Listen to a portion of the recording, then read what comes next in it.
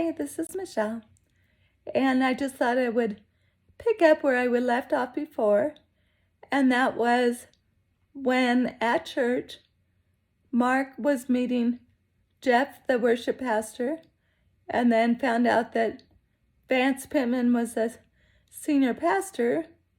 Mark goes running back there and gives him a hug, and he knew him. He tells me he went to college with him. Are you serious? Here in Vegas, and you're just now meeting up? It was years later, a lot of years later. But so they reminisce, and it was cool because we were definitely at the right church. That was clear. And we stayed there for probably good 13 plus years. But anyways, back to the MS. So while there, I've only been here a short time, and I saw Dr. Glyman, who I was suggested I see, was recommended, and I like him. Pretty cool guy, but he says, let's get an MRI.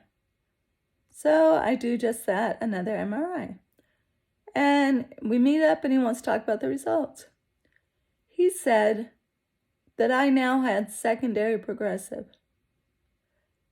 I was like, no, I'm still R&R, relapsing remitting. He goes, no, you're not.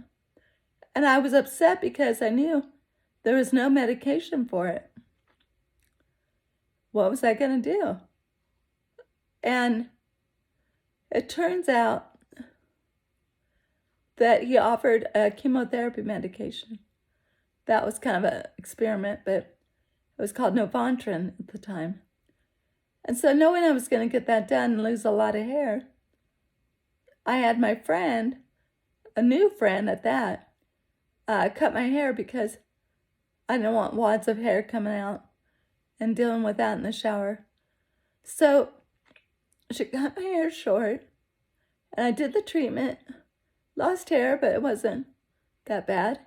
Did the treatment again. Same thing, lost hair. Not too bad. But what ends up happening, the doctor says, well, I don't like what it's doing to you. He had noticed some side effects that he didn't think were good for me. And so he stopped the medication. So here I have short hair now, which at the time I had long hair. And I did this just for the medication. But anyways, I did make a very good friend. Her name is Tammy. And she's my good friend to this day, which would be now about 17 years later. Okay, so the chemo didn't work for me. But what did come out was something called Tysabri. And I didn't have high hopes because I didn't like the side effects. One of the things that it caused is PML. It's a brain disease and fatal at that.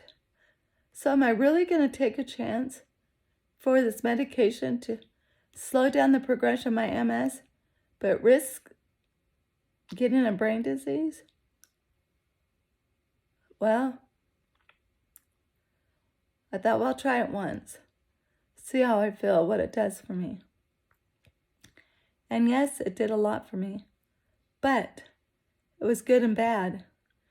The good was I felt more cognitively alert, not as fatigued. But negatively, it sent me into a very dark, dark place. I was so depressed. And my husband would have to walk with me around where we lived, maybe a block, just so I could get out, because I was going to go nuts sitting in the house. It was just these emotions that were horrible. It was a really dark time. And I just thought, no, I can't do this again. I'm not going to take a risk for something that could kill me. And I was glad I only did it the one time. I feel like that was God telling me, don't do it again. And so that ended. But what I did do is I started an MS support group And that was called People Helping People. More about that later.